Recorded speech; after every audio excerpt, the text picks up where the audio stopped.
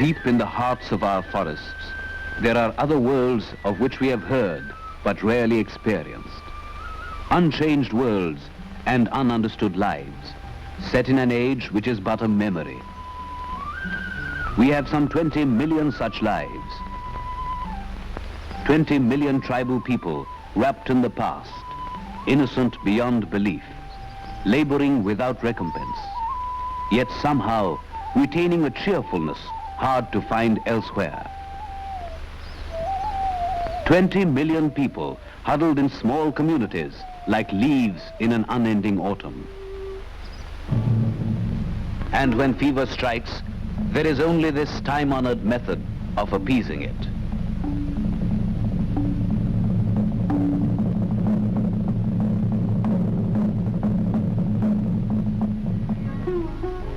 It is a settled gloom, amidst which hearts somehow flicker and people labor for a livelihood.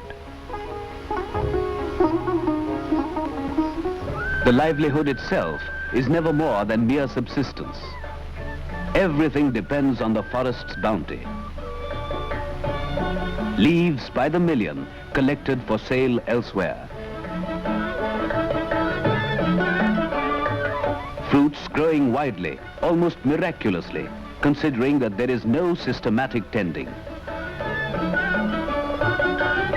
And the trees themselves, so many trunks, providing fuel for the dim homes and the plains below.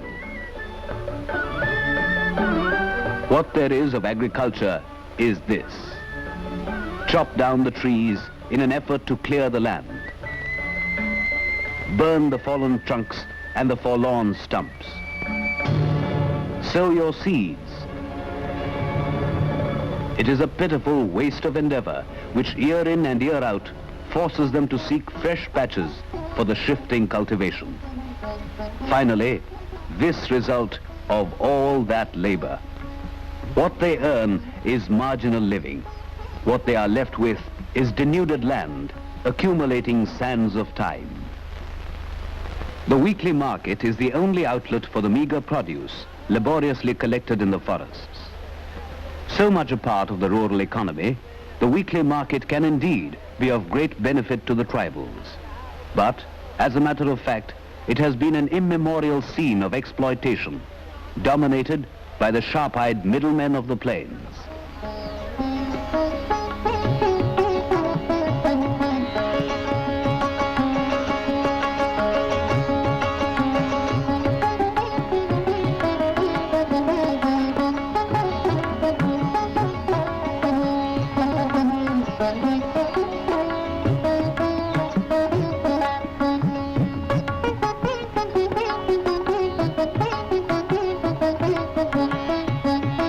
As far as the shaukars are concerned, it is grab as much as you can, give as little as possible. For what they buy, these innocents abroad pay a heavy price.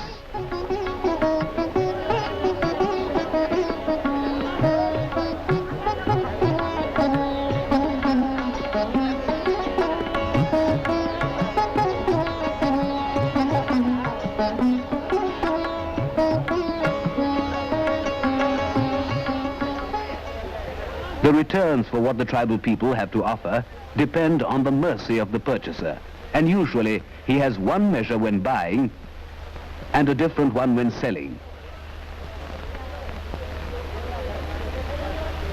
Then there are the perennial professional moneylenders, offering credit at high rates of interest on condition that the produce goes to them. With no chance of ever clearing the loans, the tribal born in debt lives and dies in debt. It is a debt which in the last analysis is the nation's own. That is why the Indian Constitution has special provisions for the welfare of backward people. It is in discharge of those provisions that schemes have been launched to remake the tribal society while yet preserving its distinctive character. So things are changing in the tribal world. Specially established finance corporations now provide credit to the tribal people. Provision is also made to grant financial assistance.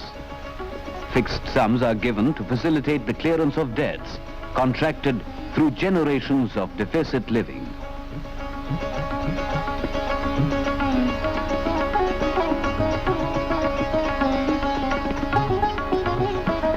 A chain of cooperative stores are now providing necessities. The aim here is not paternalism, but partnership, to initiate the tribal people into avenues of self-help, backed by society's helping hand. Even more far-reaching is the establishment of machinery to ensure a fair return for the produce of the tribal people.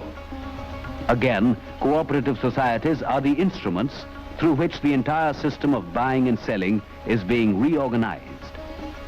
It is as though a wilting tree takes on fresh leaf, a transition from an autumn and a winter to a hesitant spring.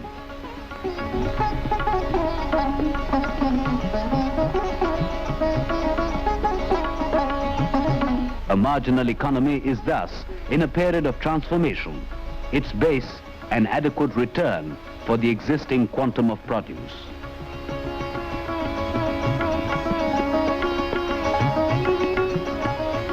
To ensure storage facilities for the produce, go-downs have now been built in accessible central spots. So, cooperation has replaced exploitation. Freed from a debt load and facilities at hand, the tribal people are now in a position to attempt a deeper change in their lives.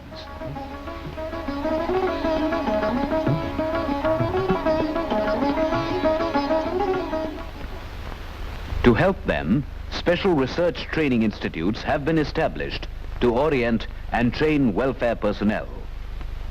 Briefed on the background and pattern of tribal culture, these workers are in a position to help smooth the changeover, even as the values of old are maintained.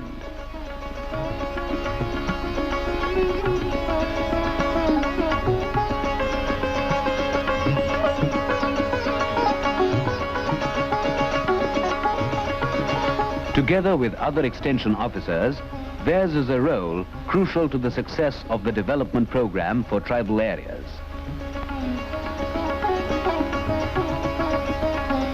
The heart of the program is undoubtedly agriculture. Today, agricultural extension officers are fanning out into tribal areas to help the people take to improved methods of cultivation.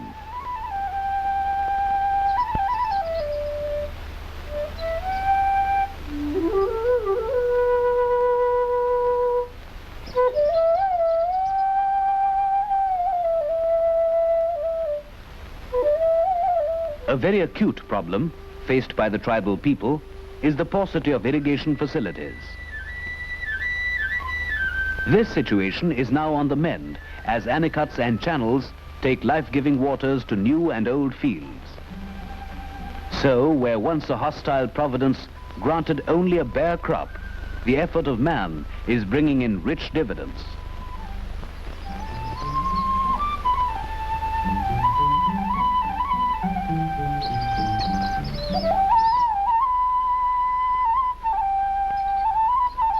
New activities, new kinds of crops and produce, a diversification of the pattern of agriculture.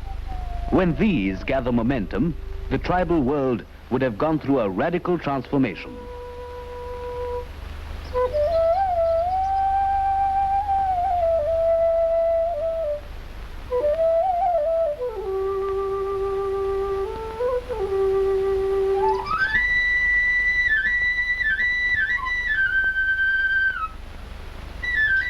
A good part of the program of welfare consists in encouraging scientific methods of agriculture and better use of available land. The land which has been going to seed is being reclaimed, bunded, terraced, and cultivated afresh. It is a change both in content and form.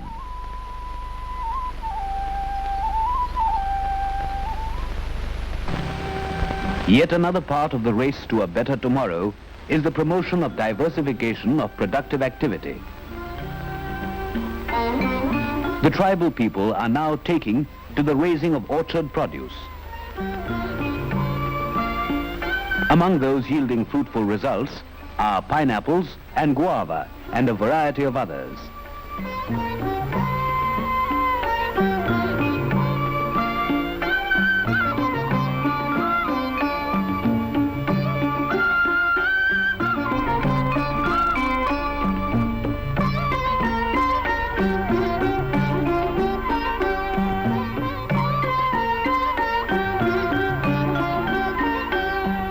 The cultivation of cash crops, such as sugar cane and coffee, is also receiving increasing attention.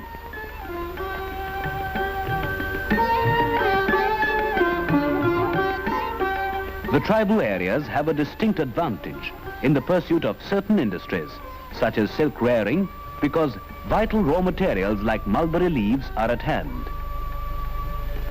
The Tribal Development Program is providing the impetus, the know-how, and the finance for such activities.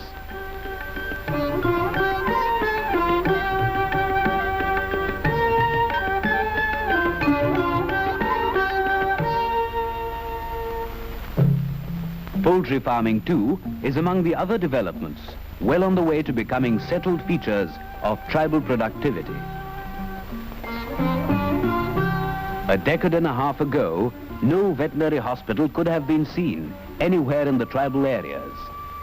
Now, the care of the livestock has passed to trained veterinarians. Slowly, steadily, a new order is emerging here in these cut-off areas where livestock was rare, ill-fed, uncared for. Almost each tribal village now has drinking water facilities. The accent here again is not on philanthropy, but on self-help, the generation of a certain spirit to banish the apathy of the ages. Witness to this new spirit is the construction of roads, of which the principal architects are the people themselves. Roads not merely for easier communication, but roads of freedom, as it were, roads to a better life. Above all, the younger generations. Their lives are no longer confined to the village, the trees, and the shifting fields. In specially established centers, the tribal boys are being trained in a variety of skills, ranging from carpentry to blacksmithy.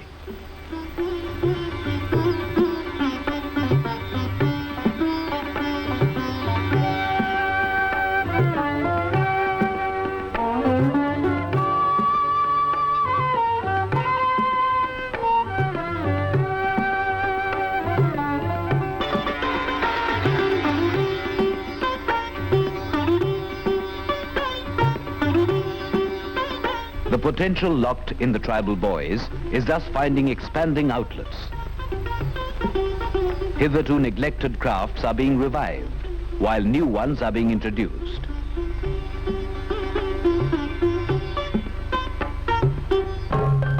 Indeed, the possibilities of the development program are inexhaustible.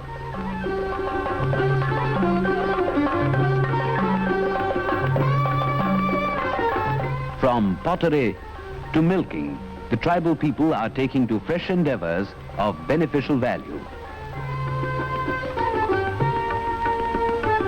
In times gone by, milking was considered a sin. Now it is as natural as picking the leaves off the trees and seeking a doctor's help when sick. Seeking a doctor when sick? Indeed, yes. A number of primary health centers and dispensaries have been established. Blessed are the healers. In these regions, they are thrice blessed, for the people here have been victims, not merely of disease, but of quackery, of ill health, and ignorance in equal measure. For them, this is a change of incalculable value.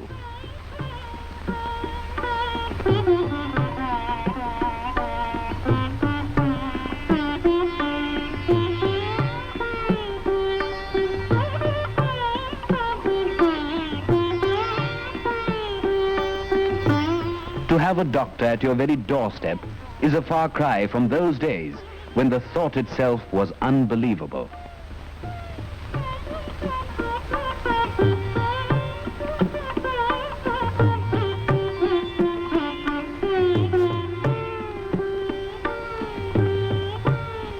Perhaps the most striking change in the tribal areas is the coming of education, primary and middle schools in an accelerating program of literacy. Education is free for the tribal children.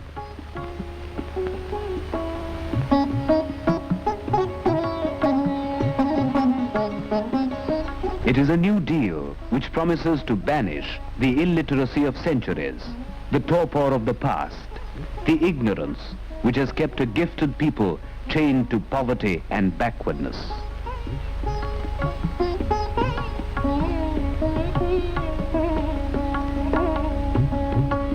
Special residential schools have been started to provide a rounded education. For a start, the teaching is in tribal dialects.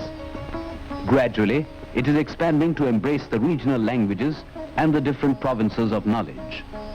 Residential type schools in particular are popular with the tribal people. There is equal emphasis here on literacy as well as craft work.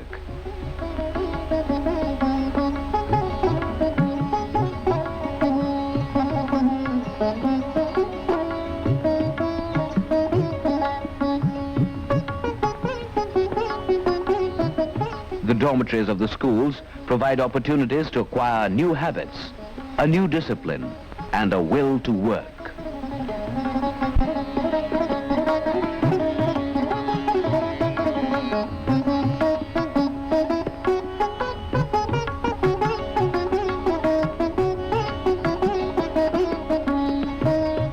Of equal importance is the attention now being paid to the upliftment of tribal women.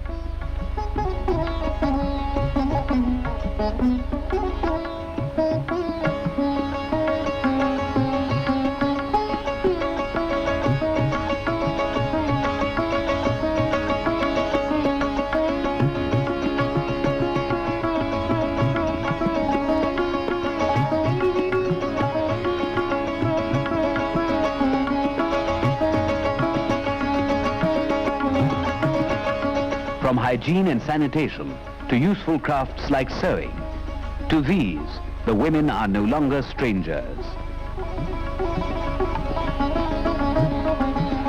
Mahila Mandals are now conducting adult education classes and are effectively supplementing the development programs in a variety of ways.